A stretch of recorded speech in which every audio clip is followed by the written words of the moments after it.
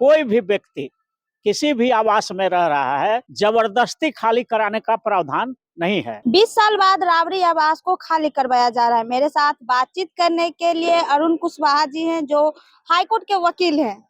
क्यों सर खाली करवाया जा रहा है राबड़ी आवास 20 साल बाद? देखिए, सबसे पहले तो भारत का संविधान है सबसे ऊपर, और नैतिकता तो यही कहता है कि जिस दिन आप विधायक से या किसी भी पद से अगर आप चुने नहीं गए, तो नैतिकता के आधार पर स्वतः खाली कर देना चाहिए, और ये आदर्श स्थापित किया जाना चाहिए बड़े नेताओं के द्वारा।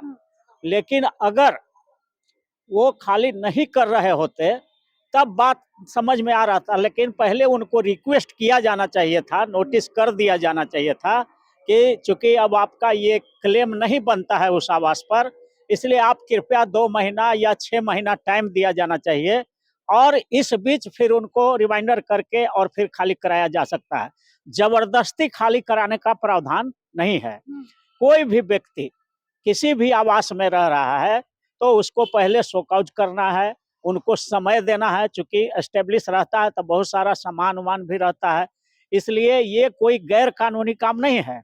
ये बिल्कुल होना तो ये चाहिए कि कोई भी एमपी, कोई भी एमएलए, कोई भी मुख्यमंत्री, कोई भी मिनिस्टर जिस दिन वो पद से हट जाते हैं, चुनाव हार जाते हैं, तो स्वतः नैतिकता के आधार पर उनको महीना दिन के अंदर या 2 महीना के अंदर उसकी भी सूचना देनी चाहिए आवास विभाग को कि मैं यहाँ आवास खाली कर रहा हूँ, लेकिन हमें सामान ट्रांसफर करने में या दूसरा अरेंज करने में हमको 1 महीना या 2 महीना का टाइम लगेगा, इसलिए हमको इजाजत दिया जाए 2 महीना रहने के लिए। मैं उसका जो उचित किराया होगा बाजार का रेट से वो दे देंगे। ये लिख करके नैतिकता के आधार पर इन्हें भी देना चाहिए, और सरकार को भी नोटिस में ये लिखना चाहिए कि आप पद से हट गए हैं तो आपको ये 2 महीना में मकान खाली करना होगा, इसलिए आप कृपया अल्टरनेटिव व्यवस्था कर लें, नहीं तो इतना दिन के बाद आपको सरकारी रेट से किराया देना पड़ेगा। यही प्रोविजन है, और इस प्रोविजन का उल्लंघन न तो सरकार को करना चाहिए और न जो उस आवास में रह रहे हैं उनको करना चाहिए। यही नैतिकता का तकाजा है, क्योंकि नेता से दूसरे लोग सीखते हैं। अगर नेता ही इलीगल काम करेंगे तो दूसरे लोग तो और इलीगल करेंगे, इसलिए नैतिकता के आधार पर अगर मकान खाली करने का उनको आदेश मिला है तो जो समय मिला है उसके अंदर उनको खाली कर देना चाहिए। 2005 के जब नीतीश की सरकार बनी थी तो उस टाइम भी नोटिस दिया गया था।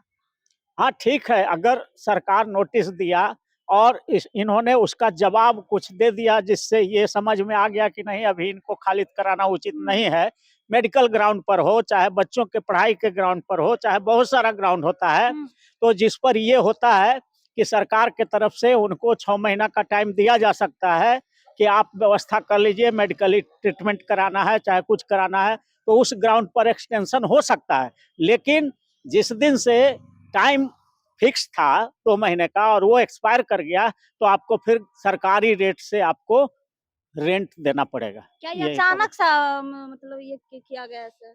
हाँ, ये निर्णय तो सरकार का, अब सोका उसका नोटिस तो हम लोग देखे नहीं है कि उसमें क्या लिखा गया है, कितना समय दिया गया है, लेकिन 2 महीना टाइम दिया जाना चाहिए। 2 महीना टाइम देना चाहिए। लेकिन आरजेडी की साइड से आया है कि अभी मकान खाली नहीं करना है इस तरह का। हाँ, तो आरजेडी अपना एक्सप्लेन करे कि क्यों, हम क्या कारण है। अगर आवास विभाग को या राज्य सरकार को लगेगा कि उनका जो है कारण बता रहे हैं क्यों नहीं हम खाली तुरंत कर सकते हैं, अगर वो कारण समझने लायक होगा तो रेंट दे करके वो 6 महीना रह सकते हैं। क्या राजनीतिक कारण भी हो सकता है? हाँ, पॉलिटिकल कारण भी होता है। जनरली ये भी देखा जाता है कि हाँ, एनडीए की सरकार बन गई, अब इनका बहुमत नहीं है, तो जबरदस्ती डिमोरलाइज करने के लिए या नेता का इमेज जनता के बीच खराब करने के लिए कि देखो ये हार गए, इसके बावजूद भी मकान पर अवैध रूप से कब्जा करके रह रहे हैं, तो ये उनका चरित्र हनन करने के लिए, नेता को नीचा दिखाने के लिए भी सरकार का ये एक्ट हो सकता है।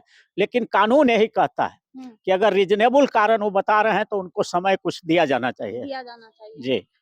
आज 26 नवंबर भी है सर, संविधान दिवस भी है, क्या कहिएगा? संविधान दिवस के अवसर पर अभी हाईकोर्ट में भी एक बड़ा कार्यक्रम हुआ, वहीं से हम लोग आ रहे हैं।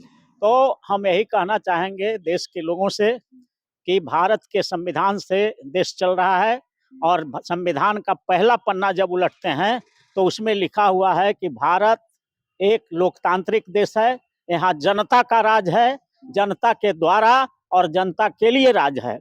तो आज हम लोग ने संकल्प लिया कि हम भारत के लोग भारत के संविधान को जिस तरह से हम लोगों ने 26 नवंबर को अपनाया था, तो आज हम लोगों ने संकल्प लेना चाहिए पूरे देश के लोगों को कि हम संविधान के अनुसार भारत के संविधान में जो 5 वर्ग हैं, जो जिनको शूद्र कहा गया है, जिनको नीच दिखाया गया, वो भारत के संविधान में 5 वर्ग है, शेड्यूल कास्ट, शेड्यूल ट्राइब, अति पिछड़ा, ओबीसी और माइनॉरिटी।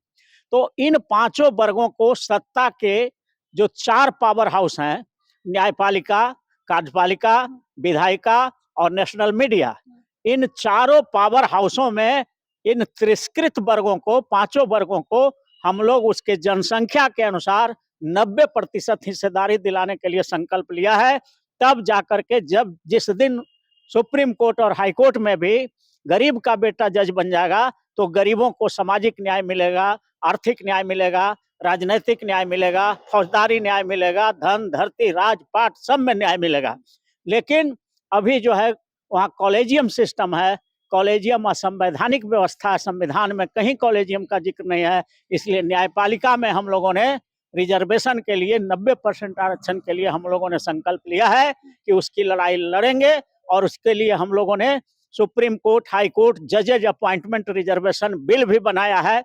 इस बिल को अगर पारित करा दिया जाए पार्लियामेंट से, तो सुप्रीम कोर्ट और हाई कोर्ट के लिए भी कॉलेजियम खत्म हो जाएगा, all India judicial service commission बन जाएगा, आरक्षण लागू होगा, सभी वर्ग का जज बनना शुरू हो जाएगा। कोई अगर इस बिल की कॉपी कोई सांसद को चाहिए तो आप हमसे 9905676251 मोबाइल नंबर पर संपर्क करिए। उस विधेयक की कॉपी हम आपको भेजेंगे। आप पार्लियामेंट में जोरदार तरीके से इसको पारित कराने के लिए उठाइए। ये देश को सामाजिक न्याय, आर्थिक न्याय, राजनीतिक न्याय और फौजदारी न्याय दिलाने के लिए एक बहुत बड़ा कदम होगा। बिहार में बुलडोजर चल रहा है सर के, और लोगों को घर भी छीना जा रहा है, तोड़ा जा रहा है बुलडोजर के द्वारा।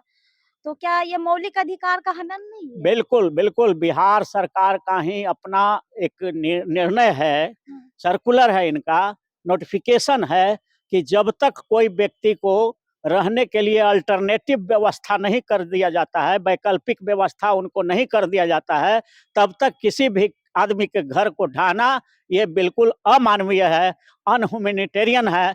इसमें मानवाधिकार आयोग भी इंटरफेयर कर सकता है, क्योंकि जब आप किसी को एक वैक हटाने जा रहे हैं तो उसको पुनर्वास के लिए वैकल्पिक व्यवस्था करना है। ये इन्हीं का, बिहार सरकार का ही अपना नोटिफिकेशन है, निर्णय है। अगर इसको ये नहीं मानते हैं तो हम अपील करते हैं कि जितने भी ऐसे लोग हैं उनको पटना हाई कोर्ट में रिट फाइल करना चाहिए। हमने बहुत सारा रिट में रोकवाया भी है, जो अवैध ढंग से किसी का घर उजाड़ रहे हैं, तो वैसे लोगों को तुरंत पटना हाई कोर्ट में रिट फाइल करना चाहिए, PIL करना चाहिए कि without show cause, without any notice, without making any alternative arrangement for living, they are demolishing the houses of the innocent person. ये गलत है। निर्दोष लोगों का घर बिना उसको वैकल्पिक व्यवस्था किए उजाड़ा जाना, ये बिल्कुल संविधान के भावना के खिलाफ है और मानव के अधिकार का भी उल्लंघन है। जी, बहुत-बहुत धन्यवाद। मेरे साथ थे अरुण कुशवाहा जी थे, अपनी बातों को पूरी रखे हैं। बाकी इस पूरी बातचीत पर आपकी क्या राय कमेंट बॉक्स में ज़रूर बताइएगा। धन्यवाद।